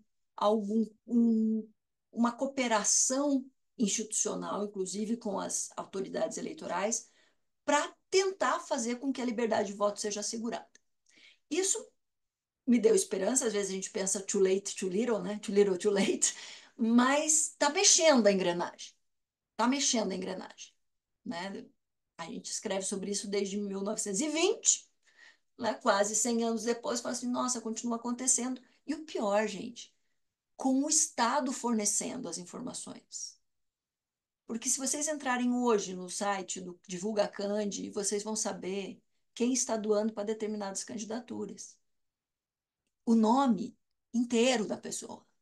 E aí, se eu sou empregadora com determinada ideologia, eu posso usar essa informação oficial para coagir, para transformar aquela relação de emprego numa relação abusiva, para dificultar a vida daquela pessoa. Quer dizer, enfim, tem tanta coisa para fazer ainda. Mas, pelo menos, a gente está começando a fazer gerar a engrenagem. Eu acho que esse tipo de discussão, esse tipo de espaço, a gente trazer isso para a agenda, também está mostrando que a engrenagem está girando devagar, como tudo que gira em relação aos grupos histórica e socialmente vulnerabilizados, com esta velocidade que nos cabe. Mas nós estamos aqui tentando acelerar isso. E eu vejo aí a possibilidade de nós constrangermos as instituições a entrarem nessa batalha. Então, é provocar que as sessões da ordem da advocacia brasileira, ainda não consigo falar dos advogados do Brasil, já que somos metade, pagamos metade das anuidades, né? Embora não sejamos metade ali naquele corpo principal, já estamos ali na metade do conselho, enfim, as engrenagens vão girando, lenta, porém girando, e fazer com que haja esse constrangimento também com o Ministério Público, né? Chamar uma audiência pública nas assembleias legislativas, na Câmara, chamando as pessoas responsáveis por essas entidades para dizer se tudo é política, e como diria aí o poema: se o preço do pão é determinado pela política, qualquer coisa que diminua a possibilidade de qualquer pessoa se desenvolver plenamente é uma violência política. E aí a gente precisa fazer com que isso seja afastado de maneira exemplar. Eu tenho estudado agora, eu estou reescrevendo a, a tese, uma parte da tese só, a partir de um outro viés. Né? Então, eu estou estudando direito antidiscriminatório. E depois de um tanto de leitura, eu estou convencida de que a Constituição brasileira ela tem uma cláusula antidiscriminatória e, portanto, impõe como tarefa essencial do Estado e de todas as suas instituições combater todo e qualquer tipo de violência e discriminação. E aí a violência nas comunidades, dentro das famílias, dentro da escola, nas universidades, nos partidos, nos parlamentos, em todo e qualquer lugar, ela precisa ser combatida. Ao contrário da doutora Soraya, eu não gosto de falar sistema de justiça, sabe, doutora Soraya? Eu vou lhe contar por quê, porque eu sou de Curitiba, sabe? E aí aqui, às vezes, as pessoas pensam que como elas estão no sistema chamado de justiça, elas podem deixar o direito de lado para aplicar a sua visão pessoal de justiça. Então, eu sempre falo de sistema de aplicação do direito. As pessoas que integram o sistema de aplicação do direito, elas precisam ser constrangidas a fazer com que isso aconteça. Porque senão o que vai acontecer é isso mesmo que a doutora Soraya trouxe. Vai afastar a gente da disputa. E a gente precisa de teimosia, né? Enfim. A gente precisa, enfim, botar o pé mesmo na porta e dizer: vamos entrar, vamos ficar aqui, vamos colocar mais gente, não vamos sair. O que eu não quero é que ninguém tenha que ser Marte para isso. Ninguém precisa imolar o seu corpo em sacrifício para que isso aconteça. A gente tem estruturas jurídicas, a gente tem instrumentos para isso, e aí é só fazer a engrenagem girar. Já tem gente boa fazendo isso, a doutora Soraya, fazendo a engrenagem girar, inclusive no sistema internacional.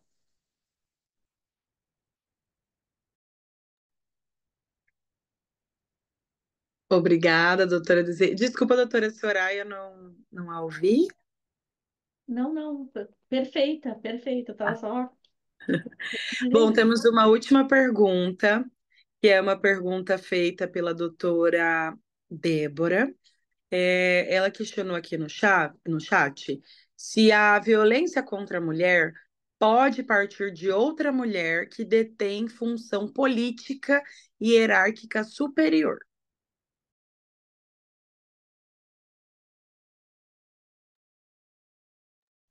Está aberto, quem quiser.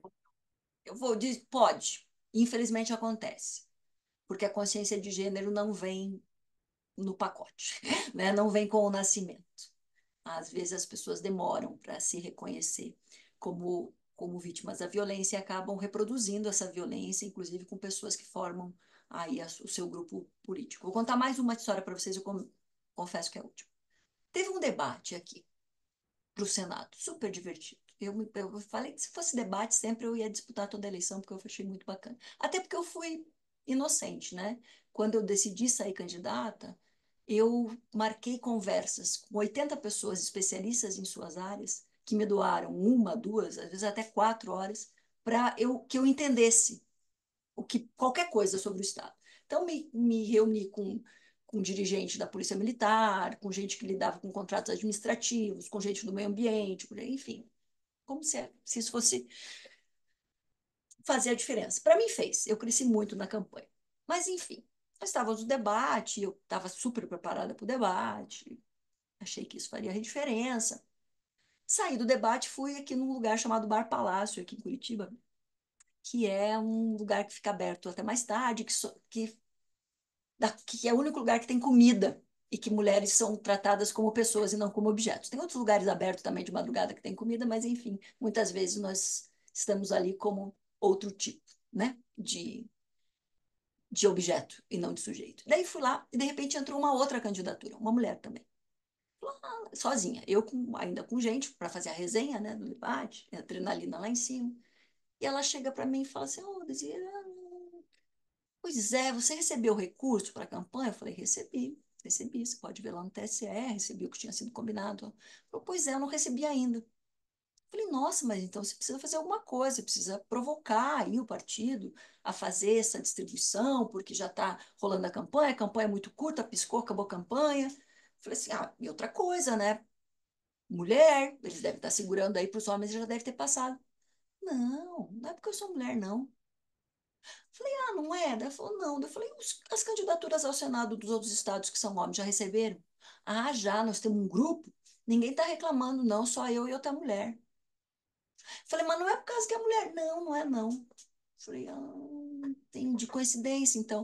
Falei, é. Falei, você já foi, né? Foi mandatária, tá? Outra vez que você participou também, teu dinheiro demorou para chegar? Foi o último. O meu e das outras mulheres candidatas foi o último a chegar. Mas não é, eu insisti, mas não é uma questão de mulher. Não, vocês têm essas manias de achar que tudo é questão, porque. Não, é que eles não me respeitam. Então a pessoa estava ali sofrendo uma violência política financeira de gênero e ela não estava se dando conta. E essa pessoa, possivelmente no seu gabinete, pode ter reproduzido violência política. A gente vai ver isso nos estudos internacionais em relação aos parlamentos, que cerca de 80% de parlamentares e assessoras que trabalham em gabinetes sofrem violência de gênero.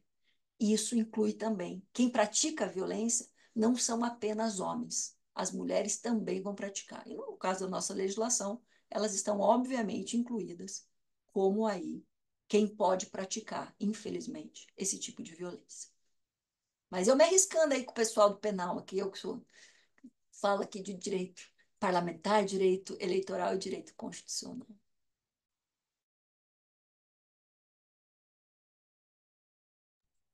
Muito obrigada, doutora Desirê. Só um comentário aqui que a doutora Priscila colocou no chat. Já dizia Simone de Beauvoir: não nascemos mulher, tornamo-nos mulher. E por último, a pergunta da doutora Aline: como trazer mais consciência sobre o tema? E acho que com essa pergunta a gente já pode encaminhar para as respostas com finalização, né? Para fechar, é uma pergunta extremamente pertinente para encerrarmos, e conscientizarmos-nos todas. Bom, então, agora então eu começo primeiro já agradecendo essa oportunidade de diálogo, essa oportunidade de aprendizado, de partilha. Para mim é sempre fantástico. Vocês já viram, eu não sou uma pessoa que gosta de conversar, né? Então é um problema. Principalmente essa hora da noite, porque a gente tá com uma hora de diferença, são 15 para as 10 da noite, né? Se deixar, a gente vai até as 10, 10 e meia, 11 horas, sem dificuldades. Então, eu dizer assim, para mim é uma oportunidade de diálogo, uma oportunidade incrível e de muita honra, de muito privilégio poder dividir essa mesa virtual com a professora doutora Eneida e de compartilhar com todas vocês, com todos vocês que estão aqui. E de dizer que como mudar ou como criar conscientização com espaços como esse, por exemplo. Eu acho que esse é o melhor exemplo. É o melhor exemplo de formas que nós temos de é, buscar a modificação da cultura, de ir plantando. A gente poderia falar, né, Eneida, das sementinhas que a gente lança lá na sala de aula. A gente pode falar de quando a gente tá dentro do escritório, conversa com uma ou com outra, e, e vai trocando com as colegas, de vez em quando com as jovens advogadas que fazem parte do escritório. Mas essa aqui é uma das melhores formas. Então, parabéns, doutora Thais, por essa proposição, parabéns à ESA do Mato Grosso, parabéns à OAB do Mato Grosso. Eu acho que isso cumpre com a nossa sede de diálogo, aliás, nos propicia um espaço para matar um pouco da nossa sede de diálogo. Estou Obrigada a vocês. Quero dizer que para nós é uma honra. Desculpa, doutora Desirê. A proposta foi essa, né? Muitas advogadas queriam falar e ouvir sobre, nada, nenhuma resposta que não o trabalho para a advocacia mato-grossense. Eu ansiosa aqui, já me atravessei. Eu queria também agradecer, é um prazer estar com vocês de novo. O congresso foi extraordinário. Quero ver se eu volto. logo, aí com mais tempo também, para dar uma passeada, né, gente, para conseguir equilibrar um pouco o trabalho e, enfim, né, eu passei pelo menos alguma coisa. Dizer para vocês que talvez o nosso desafio não seja nem trazer isso para as universidades, para a OAB, para o sistema OAB, mesmo para os tribunais, para o Ministério Público. Acho que o grande desafio é fazer com que chegue na sociedade isso. A gente teve um grande trabalho por parte da autoridade eleitoral explicando por que que a compra de voto não era adequada, etc. A gente tem algumas atuações nesse sentido, né? Eu acho que estava na hora de a gente pensar nisso também, fazer uma comunicação que fosse acessível para todas as pessoas. Para a gente que está há tanto tempo escrevendo, já tornou quase uma pessoa jurídica, né? Porque a gente escreve de um jeito meio empolado e fala de um jeito meio empolado, a gente talvez tenha alguma dificuldade. Vocês que são mais jovens podiam nos ajudar nisso, né? Como fazer com que toda e qualquer pessoa entenda que isso não é possível. Vocês vejam que a violência contra a mulher está tendo várias campanhas para o combate, para o reconhecimento, para os sinais e por aí vai. Quem sabe a gente consegue colocar a violência política também nessa questão, nessa comunicação institucional que vem sendo feita. Porque eu tenho certeza que, para quem já tem um estudo, já tem uma vivência, isso não é tão difícil, às vezes é, né, gente? Mas não é tão difícil assim de perceber. Mas uma mulher que só conhece a violência como linguagem, sentir a violência política pode ser simplesmente mais alguma coisa, né? Ela pode não perceber ali que ela está sofrendo aquela violência. Então, o nosso desafio é colocar isso no mundo, tirar isso, né, das esferas fechadas ainda. Eu dou aula no prédio histórico da Universidade Federal do Paraná, então eu sempre falo isso, né?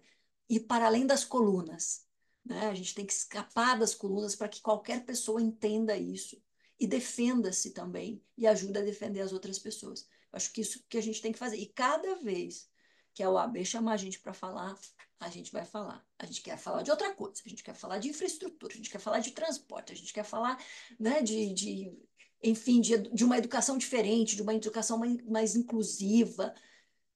Mas se precisar, a gente vai estar aí falando para quem precisar ouvir. Temos também que tentar evitar só pregar para quem já está convertida, né, gente? Então, às vezes eu tenho a impressão de que a gente fala sobre esses temas só para quem já está com a gente. E a dificuldade é fazer, às vezes, quem precisa ouvir, ouvir. Né? Mas isso eu conto com vocês. Obrigada, Thaís, de novo, né? Outro evento extraordinário. Cada vez que você organizar alguma coisa, me chama, né? Que eu vou assistir, eu vou assistir. Imagina. Bom, doutoras, muitíssimo obrigada. Em nome da nossa presidente, Gisela Cardoso, em nome da Escola Superior de Advocacia, obrigada pelo tempo de vocês, tempo esse inclusive extrapolado. Sei que na terra de vocês já é mais tarde, mas não tenho dúvidas que aqui são sempre sementes plantadas. Obrigada às colegas do interior, às colegas da capital que ficaram até este horário aqui. Contem com a Escola Superior da Advocacia. Quero novamente agradecer e parabenizar a presença da nossa combativa presidenta da Comissão da Mulher Advogada, doutora Lívia Quincheri, aqui presente. E o nosso papel é esse, é que essas sementes sejam plantadas, sejam levadas. Nós aqui fazemos o trabalho de casa também, de levar para os colegas.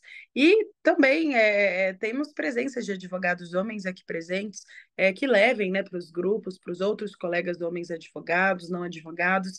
Essa é a nossa missão, por nenhuma mulher a menos, por nenhuma mulher violentada, nenhuma de nós, independentemente de qualquer característica. Esse é um compromisso, né? Por mais mulheres na advocacia, mulheres protegidas, fortes, combatentes, que nenhum tipo de violência seja tolerada. Não é e não será. E esse curso também foi uma medida pensando justamente nisso, para que nós nos capacitemos, para que os homens sejam capacitados, inclusive para nós identificarmos as violências que muitas vezes, né, infelizmente, às vezes passa batida, às vezes a gente não identifica, para protegermos umas às outras, senão nós por nós, né, ninguém mais. Obrigada, doutoras, obrigada às palestrantes. Tenham uma boa noite, um ótimo descanso e contem com a ESA. Obrigado, gente. Obrigada por me deixar ouvir e ficar aqui com a Soraya. Olha, fã já era fã agora. Ai, adorei. Virar stalker. Sigam as Beijo, doutoras nas redes sociais, né? Beijo Acompanhem o para trabalho. se cuidem. Tchau, Até. tchau. Boa noite. tchau, tchau. Tchau, tchau. Boa noite.